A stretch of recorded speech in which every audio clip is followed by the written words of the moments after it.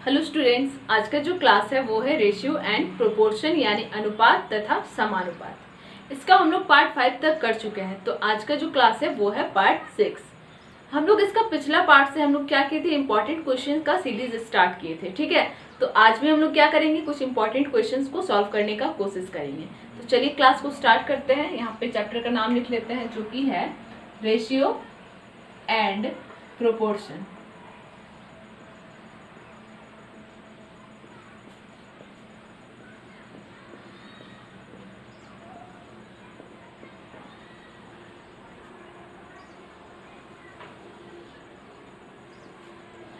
अनुपात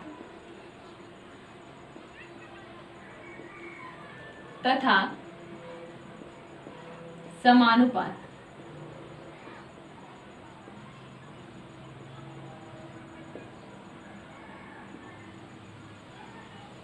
आज का जो क्लास है ये है इस चैप्टर का पार्ट 6।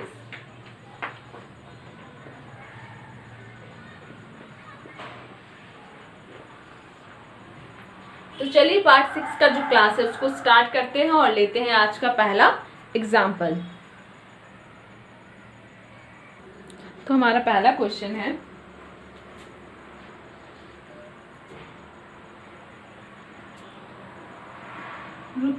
₹624 को ए, बी तथा सी में ए, बी तथा सी में 1/2 अनुपात 1/3 अनुपात 1/4 के अनुपात में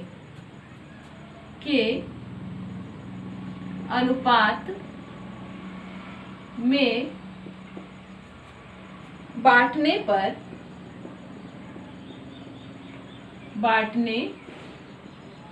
पर सी का भाग कितना होगा। सी का भाग कितना होगा। ठीक है, इसमें हम लोगों को 4 ऑप्शन दिया गया है। तो देख लेते हैं ऑप्शन क्या क्या है। तो option number A 144, option number B 156, option number C 180 और ऑप्शन नंबर डी है 190। ठीक है, क्या कहा गया है कि एक अमाउंट हम लोगों को दिया गया है। क्या अमाउंट दिया गया है, 624, और कहा गया है कि 624 को ए, बी तथा सी में 1/2, 1/3 और 1/4 के अनुपात में विभक्त करना है या फिर डिस्ट्रीब्यूट करना है।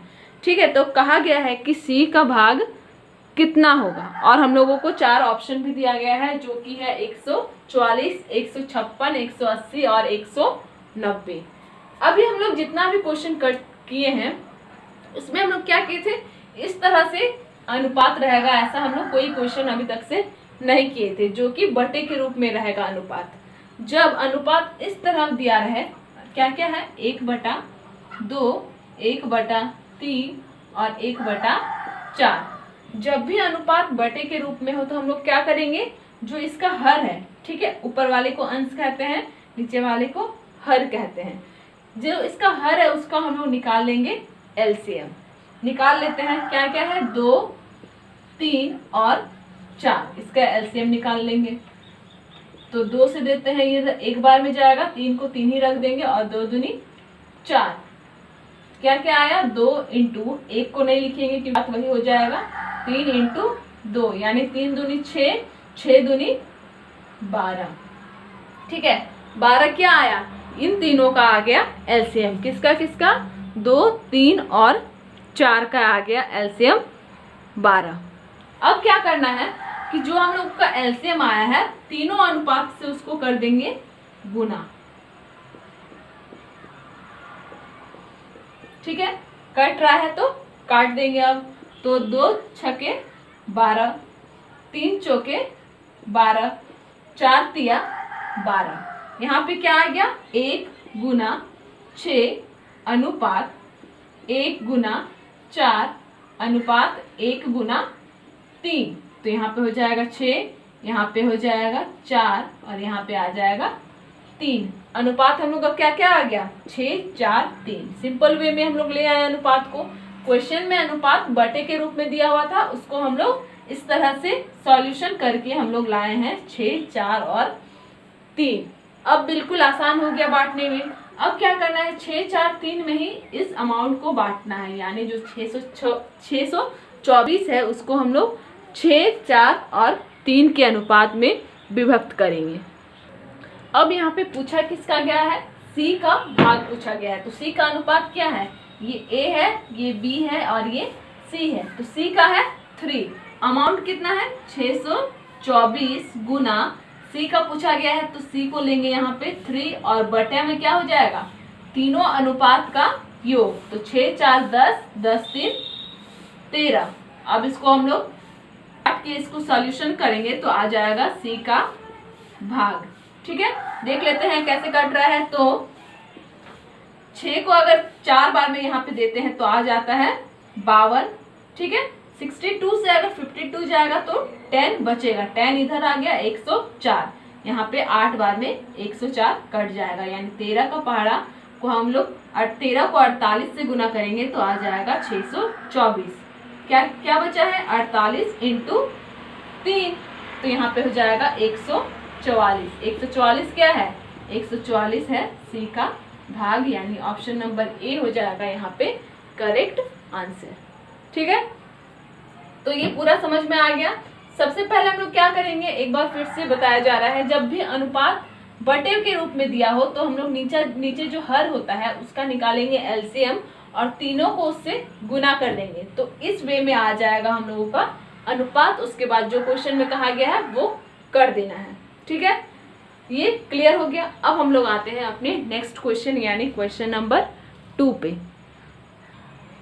तो क्वेश्चन नंबर 2 जो अभी हम लोग लेने वाले हैं वो इम्पोर्टेंट है। ठीक है, तो अच्छे से देखना है। क्वेश्चन नंबर 2, ए बी तथा सी, ए बी तथा सी के वेतन क्रमशः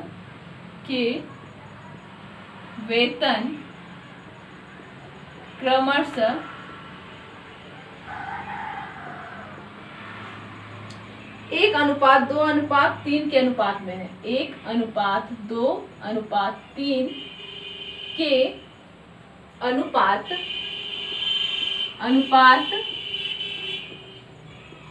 में है। ठीक है, यदि B तथा C का कुल वेतन, यदि B तथा C का कुल वेतन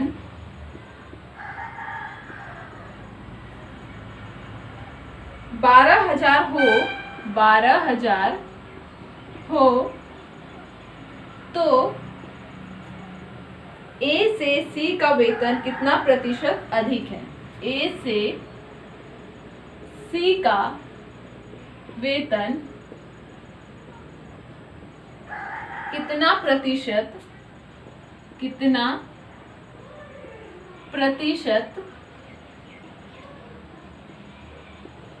अधिक है। ठीक है, इसका ऑप्शन को देख लेते हैं। ऑप्शन नंबर ए है 100%, ऑप्शन नंबर बी है 200%, ऑप्शन नंबर सी है 300% और ऑप्शन नंबर डी है 600%। ठीक है, ये क्वेश्चन देखने में आपको लग रहा होगा कि टफ होगा, लेकिन टफ बिल्कुल भी नहीं है। अभी हम लोग देखिए कि किस तरह से हम लोग स्टेप बाय स्टेप क्वेश्चन के अकॉर्डिंग हम लोग सॉल्व करेंगे। ठीक है, तो उससे पहले हम लोग क्वेश्चन को अच्छे से समझ लेते हैं कि क्वेश्चन में क्या कहा गया है। तो सबसे पहले यहाँ पे हम लोग लिख लेते हैं अनुपात। ठीक है, तो A है 1x या फिर x भी इसको लिख सकते हैं, B है 2x और C क्या है 3x। ये हम लोग क्या किए, बस सेपरेटली लिख लिए कि A का कितना है, B का कितना है और सी का कितना है। आगे क्या कह रहा है कि अनुपात में है, यहाँ तक हो गया। यदि बी तथा सी का कुल वेतन, बी और सी का कुल वेतन, बी प्लस सी का कुल वेतन है 12,000। ठीक है, अब यहाँ पे हम लोग देखेंगे कि बी और सी का अनुपात कितना कितना है। तो बी का है 2x प्लस सी का है 3x बराबर 12,000। तो यहाँ पे हो जाएगा 3 2 5x बराबर 12,000। तो x बराबर क्या हो जाएगा 12,000 बटा 5। ठीक है, क्या हो जाएगा 12,000 बटा 5। तो इसको कर लेंगे अब हम लोग डिवाइड, या फिर यहाँ पे तो कट रहा है, 2 बार में 10, 2 इधर आ गया, 4 बार में 20 यानी 2400 बार में पूरा 12,000 कट जाएगा। तो x का जो वैल्यू आया वो आया 2400। अब x का वैल्यू आ गया तो हम लोग तीनों का निकाल सकते हैं। a का है 1x यानी 1 × 2400, तो ये तो 2400 ही हो जाएगा। b क्या है, b का है 2x यानी 2 × 2400 यानी 4800।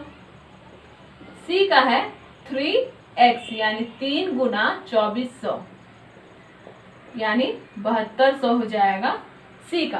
तीनों का हम लोग निकाल लिए। ठीक है, a का है 2400, b का है 4800 और c का है 7200। लेकिन हम लोगों को क्वेश्चन में क्या कहा गया है, a से c का वेतन कितना प्रतिशत अधिक है। यहाँ पे प्रतिशत पूछा है।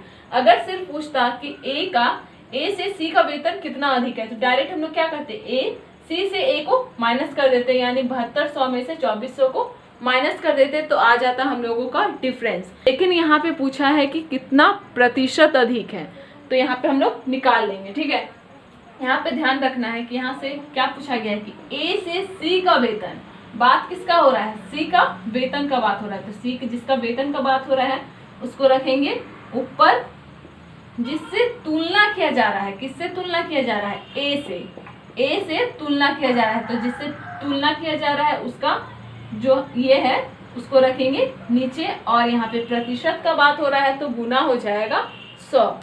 तो यहाँ पे कर लेते हैं गुना 100। ठीक है, अब यहाँ पे जो भी कट रहा है उसको हम लोग काट देंगे। तो 0 0 कैंसिल हो गया, 2 से काटते हैं। ठीक है, 12 बार में 24, यहाँ पे 3 बार में 6, 6 बार में 12 और 2 0, 12 तिया 36 और 2 0 यानी 300% अधिक है। किसका अधिक है, सी का वेतन किससे, ए से 300% अधिक है। कौन सा ऑप्शन सही हो जाएगा, ऑप्शन नंबर सी हो जाएगा यहाँ पे करेक्ट आंसर। ठीक है, तो क्या ये क्वेश्चन टफ था, ये क्वेश्चन बिल्कुल भी टफ नहीं था। हम लोगों को जरूरत है सिर्फ क्वेश्चन को अच्छे से पढ़ने का। क्वेश्चन समझ में आ गया तो आंसर इजीली बन जाएगा। ठीक है, तो इसीलिए क्वेश्चन को स्टेप बाय स्टेप देखिए, question step by step answer को सॉल्यूशन कीजिए। एक बार क्वेश्चन को पढ़िए, उसके बाद उसका सॉल्यूशन कीजिए, फिर से क्वेश्चन पे जाइए। ठीक है, तो इस तरह से हम लोग कितना भी बड़ा कितना भी टफ क्वेश्चन हो हम लोग सॉल्व कर सकते हैं। तो ये समझ में आ गया। अब हम लोग आते हैं अपने नेक्स्ट क्वेश्चन यानी क्वेश्चन नंबर 3 में। क्वेश्चन नंबर 3 जो अभी हम लोग करने वाले हैं वो भी इम्पोर्टेंट है, तो इसे भी अच्छे से देखना है। ठीक है, क्वेश्चन नंबर 3, एक त्रिभुज के कोण, एक त्रिभुज के कोण क्रमशः 2:3:4 के अनुपात में है, के अनुपात में है। सबसे छोटे कोण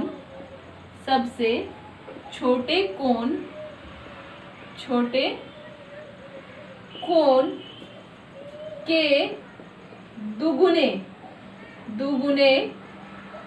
तथा दूसरे सबसे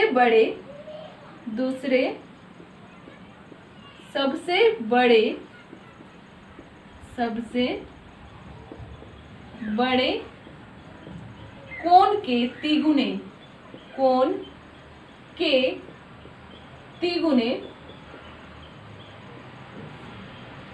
का